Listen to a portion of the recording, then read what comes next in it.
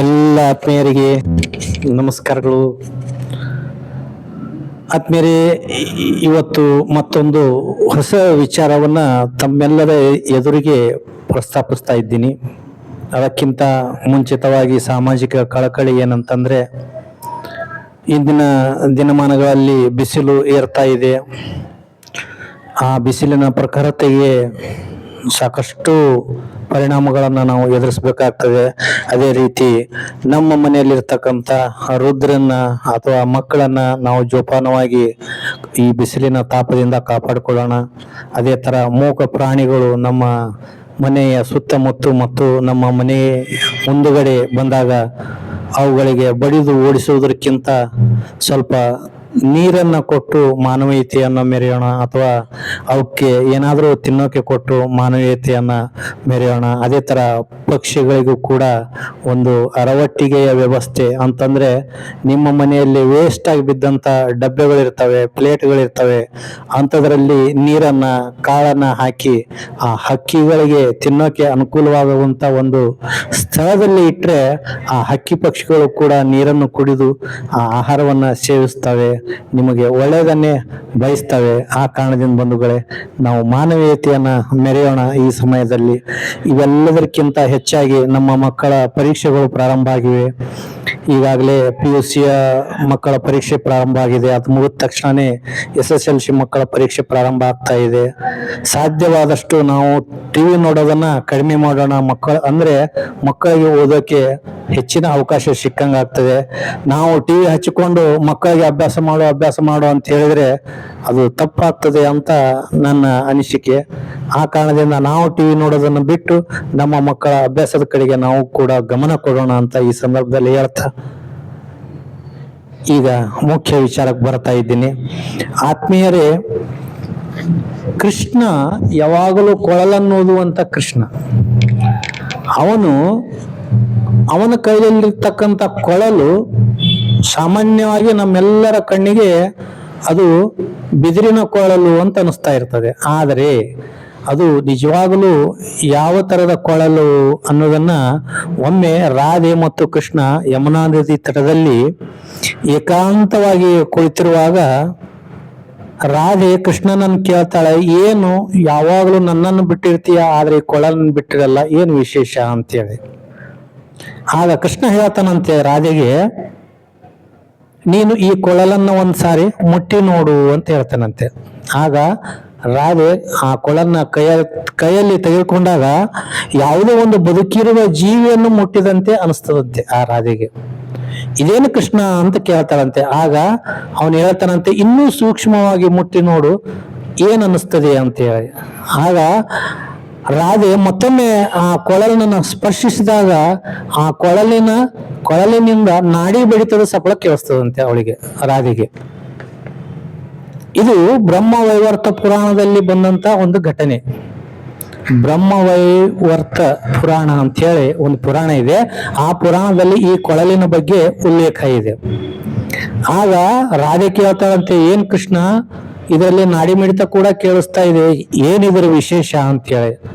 ಆಗ ಕೃಷ್ಣ ಹೇಳ್ತಾನಂತೆ, ನೋಡು, ಇದು ಬರೀ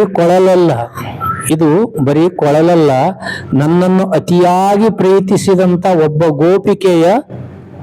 ಗೋಪಿಕೆಯ ಮೂಳೆಗಳಿಂದ ತಯಾರಾದಂತ ಕೊಳಲು ಇದು ಅಂತ ಹೇಳ್ತಾನಂತೆ. ಆ ಗೋಪಿಕೆ ನನಗಾಗಿ ತನ್ನ ಜೀವನದ ಒಂದು ಎಲ್ಲ ಕ್ಷಣಗಳನ್ನ ಕಳೆದು ಕೊನೆಗೆ ಯಮುನಾ ನದಿಯ ದಂಡೆಯ ಮೇಲೆ ಅವಳು ತನ್ನ ಕೊನೆಯುಸಿರು ಎಳೆಯುವಾಗ ಕೃಷ್ಣ ಅಂತ ಕೂಗಿದ್ಲು. ನಾನು ಪ್ರತ್ಯಕ್ಷ ಆಗಿ ಅವಳ ಒಂದು ಪ್ರೀತಿಗೆ ನಾನು ಪ್ರತ್ಯಕ್ಷ ಆದೆ. ಆಗ ಅವಳು ಕೇಳಲು, ಕೃಷ್ಣ, ನಾನು ಇಲ್ಲಿಯವರೆಗೆ ನನಗಾಗಿ ಏನೂ ಬೇಡಿಲ್ಲ, ಆದರೆ ಈಗ ನನ್ನ ಕೊನೆಯ ಕ್ಷಣಗಳಲ್ಲಿ ನಾನು ಕೇಳ್ತಾ ಇದ್ದೀನಿ, ನನ್ನ ಪ್ರೀತಿ ವ್ಯರ್ಥ ಆಗಬಾರದು. ಆ ಕಾರಣದಿಂದ ನನ್ನ ಮೂಳೆಗಳಿಂದಲೇ ನಿನ್ನ ಜೊತೆ ಸದಾ ನನ್ನ ಮೂಳೆಗಳು ಇರಬೇಕು. ಆದ್ರೆ ಮೂಳೆಗಳು ಯಾವ ತರ ಇರಬೇಕು ಅಂತಂದ್ರೆ, ನೀನು ನುಡಿಸುವ ಕೊಳಲಾಗಿರ್ಬೇಕು ಅಂತೇಳಿ ಕೇಳ್ತಾಳಂತೆ ಆ ಗೋಪಿಕೆ ಹೆಸರು ತೃಣ ಅಂತ ಇರ್ತದೆ. ತೃಣ ಅನ್ನುವ ಗೋಪಿಕೆ ಆ ಕೃಷ್ಣನಲ್ಲಿ ಈ ವಿನಂತಿಯನ್ನ ಮಾಡ್ಕೋತಾಳಂತೆ. ನೋಡಿ ಎಷ್ಟೊಂದು ತ್ಯಾಗ. ಒಬ್ಬ ಕೃಷ್ಣನಿಗಾಗಿ ಎಷ್ಟೊಂದು ಗೋಪಿಕೆಯರು ತಮ್ಮ ತಮ್ಮ ಕೊನೆಯ ದಿನಗಳನ್ನು ಕೂಡ ಎಣಿಸ್ಬಿಟ್ರು. ಆ ಎಲ್ಲ ಗೋಪಿಕೆಯರಲ್ಲಿ ಈ ಶ್ರೇಷ್ಠವಾದಂಥವಳು ತೃಣ ಅನ್ನುವವಳು. ಇವಳು ಕೊನೆಯ ಆಶೆಯನ್ನು ವ್ಯಕ್ತಪಡಿಸಿದಾಗ ಕೃಷ್ಣ ಗಾಬರಿಯಿಂದ ಅವಳ ಮೇಲೆ ಅತ್ಯಂತ ಮಮಕಾರದಿಂದ ಅತ್ಯಂತ ಪ್ರೀತಿಯಿಂದ ಹೇಳ್ತಾನಂತೆ, ಆಯ್ತು, ನಿನ್ನ ಮೂಳೆಗಳನ್ನ ನಾನು ತೆಗೆದುಕೊಂಡು ಅದನ್ನ ಕೊಳಲಿನ ರೂಪದಲ್ಲಿ ಅದನ್ನ ಉಪಯೋಗ ಮಾಡ್ತೀನಿ, ಸದಾ ನನ್ನ ಕೈಯಲ್ಲಿರ್ತದೆ, ನಾನು ನುಡಿಸುವ ಪ್ರತಿಯೊಂದು ರಾಗವೂ ಕೂಡ ನಿನ್ನ ಮೇಲೇನೆ ಇರ್ತದೆ, ನಿನ್ನ ಪ್ರೀತಿ ಅಜರಾಮರ ಅಂತ ಹೇಳ್ತಾನಂತೆ ಕೃಷ್ಣ. ಈ ಮಾತನ್ನು ಕೇಳಿದಂತ ರಾಧೆ ದಿಮ್ಮೂಢನಾಗ್ತಾಳಂತೆ. ನಾನು ಇಷ್ಟು ನಿನ್ನ ಜೊತೆ ಇದ್ದು ಇಷ್ಟು ನಿನಗಾಗಿ ನಾನು ಪರಿತಪಿಸಿದ್ರು ಸಹಿತ ಆ ಗೋಪಿಗೆಗಿಂತ ಕಡಿಮೆನೇ ಆಯ್ತಲ್ವಾ ಅಂತ ಅಂತಾಳಂತೆ ಆ ರಾಧೆ.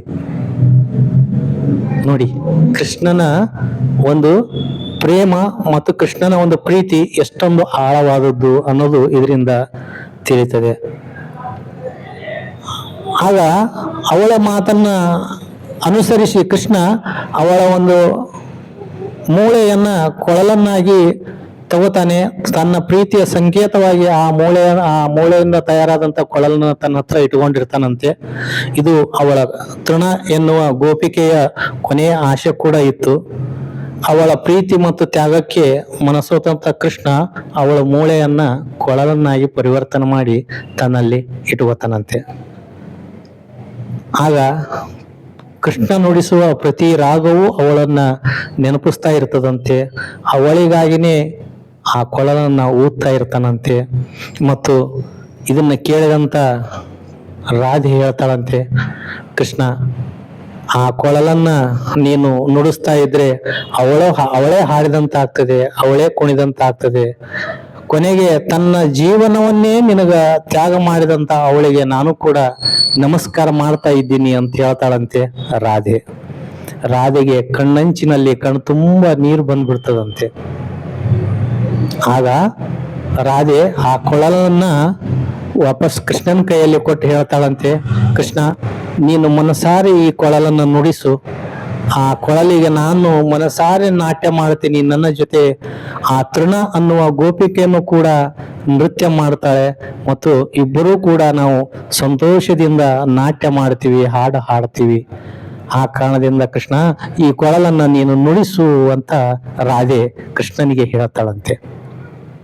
ನೋಡಿ, ಎಷ್ಟು ಅದ್ಭುತವಾದಂತ ಇದೊಂದು ಪುರಾಣ ಇದೆ. ಬ್ರಹ್ಮ ವೈವರ್ತ ಪುರಾಣದಲ್ಲಿ ಅತ್ಯಂತ ವಿಸ್ತೃತವಾದಂತ ಒಂದು ನಮೂದಾಗಿದೆ ಈ ಒಂದು ಪ್ರಸಂಗ.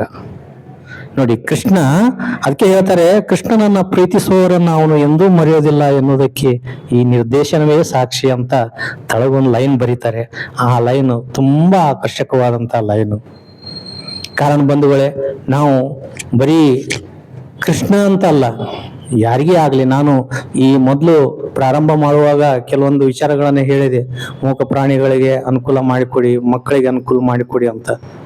ಅದೆಲ್ಲವೂ ಕೂಡ ಭಗವಂತನ ಪ್ರೀತಿಗೆ ಸಮರ್ಪಣೆಯಾಗುವಂತ ವಿಚಾರ. ಆ ಕಾರಣದಿಂದ ಬರೀ ಕೃಷ್ಣ ಅಂತಲ್ಲ, ಯಾರಿಗೇ ಆಗ್ಲಿ, ನೀವು ನಿಮ್ಮಿಂದ ಒಂದು ಸಹಾಯ ಆಯ್ತಂದ್ರೆ ಅವರಿಂದ ಬರುವ ಕೆಲವು ಎಲ್ಲ ಮಾತುಗಳು ಆಶೀರ್ವಾದದ ರೂಪದಲ್ಲಿ ಇರ್ತವೆ. ಆ ಕಾರಣದಿಂದ ಬಂಧುಗಳೇ, ನಾವು ಯಾರಿಗೇ ಆಗ್ಲಿ ಒಂದು ಸಹಾಯ ಮಾಡೋದಾಗ್ಲಿಲ್ಲ ಅಂತಂದ್ರೆ ಅವರಿಗೆ ಅಪಚಾರ ಮಾಡೋದು ಬೇಡ, ಅವ್ರ ಮೇಲೆ ನಾವು ದ್ವೇಷ ಸಾಧಿಸೋದು ಬೇಡ. ಆಗ ಭಗವಂತನ ಕೃಪೆಗೆ ನಾವು ನೀವೆಲ್ಲ ಕೂಡ ಪಾತ್ರ ಆಗ್ತೀವಿ ಅಂತ ಹೇಳಿ ಈ ಕೃಷ್ಣನ ಕೊಳಲಿನ ಬಗ್ಗೆ ನಾನು ನೋಡಿದ್ದೆ. ಸಾಕಷ್ಟು ಜನರಿಗೆ ಈ ವಿಚಾರ ಗೊತ್ತಿರುವುದಿಲ್ಲ. ನಾವು ಸನಾತನಿಗಳು, ನಮಗೆ ಗೊತ್ತಿರಬೇಕಾದಂತ ವಿಚಾರಗಳೇ ನಮಗ್ ಗೊತ್ತಿಲ್ಲ ಅಂತಂದಾಗ ಯಾರ ಬಾಯಿಂದ ಆದ್ರೂ ಇದನ್ನ ಕೇಳಬೇಕು, ನಾನು ಇದನ್ನ ನಿಮ್ಮೆಲ್ಲರಿಗೂ ಹೇಳಬೇಕು ಅಂತ ನನ್ನ ಮನಸ್ಸಲ್ಲಿ ಬಂತು. ಅದನ್ನ ನಾನು ಈ ಒಂದು ಈ ವಾಹಿನಿಯ ಮುಖಾಂತರ, ನನ್ನ ಯೂಟ್ಯೂಬ್ ಚಾನೆಲ್ ಮುಖಾಂತರ ತಮ್ಮೆಲ್ಲರಿಗೆ ತಿಳಿಸೋಕೆ ಇಷ್ಟಪಟ್ಟು ಈ ಒಂದು ವೃತ್ತಾಂತವನ್ನ ತಿಳಿಸಿದ್ದೀನಿ. ಇದು ಒಳ್ಳೇದನ್ಸಿತ್ತಂದ್ರೆ ತಾವೆಲ್ಲರೂ ಕೂಡ ಒಂದು ಲೈಕ್ ಮತ್ತೆ ಸಬ್ಸ್ಕ್ರೈಬ್ ಮಾಡೋದನ್ನ ಮರಿಬೇಡಿ ಅಂತ ಹೇಳ್ತಾ ನನ್ನ ಇವತ್ತಿನ ಈ ಕ್ಲಿಪ್ ಅನ್ನು ಮುಗಿಸ್ತಾ ಇದ್ದೀನಿ. ಧನ್ಯವಾದಗಳು.